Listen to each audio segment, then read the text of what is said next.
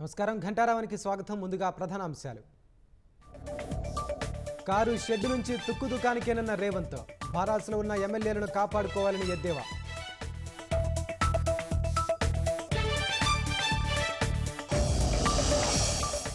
ఎన్నికల ప్రచారాన్ని హోరెత్తించనున్న భారాస అధినేత, ఈ నెల 22 నుంచి మే 10 వరకు బస్సు యాత్రలకు ప్రణాళిక.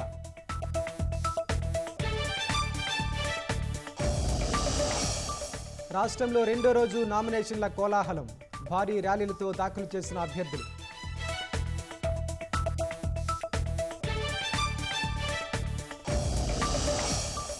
గుజరాత్లోని గాంధీనగర్లో అమిత్ షా నామినేషన్, దిగ్గజాలు ప్రాతినిధ్యం వహించిన చోట పోటీ చేయడంపై హర్షం.